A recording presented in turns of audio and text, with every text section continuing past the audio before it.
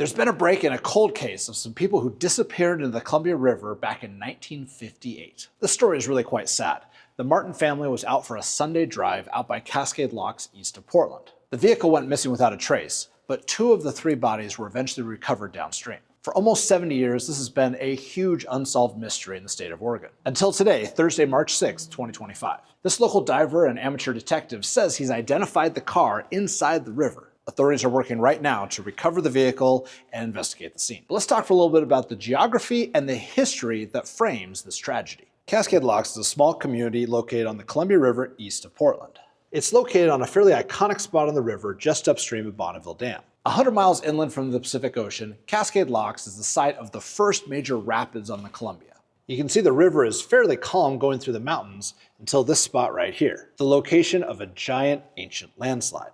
Now, this landslide occurred somewhere between the 10th and 15th century AD and completely blocked the Columbia River, at least for a short time. The river eventually overtopped the landslide and formed the rapids. This is the origin of the Bridge of the Gods myth that was passed down through indigenous culture, and also where we get the name of this iconic steel cantilever bridge that was made famous in the Reese Witherspoon movie Wild. But before the construction of any of the Columbia River dams, this right here was the end of the line for steamships traveling upriver. That is, until 1896, when the first set of locks was built to bypass the rapids. These locks were only about 50 or so feet wide, less than half the size of the current navigation locks along the river. But for about 40 years, every single ship that traveled upriver passed through these locks. Until 1938, when Bonneville Dam opened just downstream, raising the level of the river and covering over the original rapids. The new lake behind Bonneville Dam was barely not quite tall enough to completely submerge the locks, giving the city of Cascade Locks a unique opportunity to create a public park. I've been visiting the green space around these locks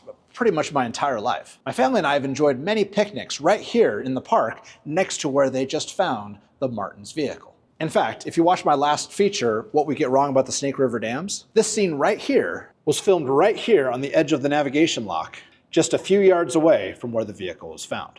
The Martin family station wagon was right there under 50 feet of water the entire time. One more interesting tidbit about this story. Despite being behind a dam, the current through this section of river is actually quite swift, especially right here underneath the Bridge of the Gods. But the fast current also moves directly through the lock, making it very difficult to conduct dives at this location.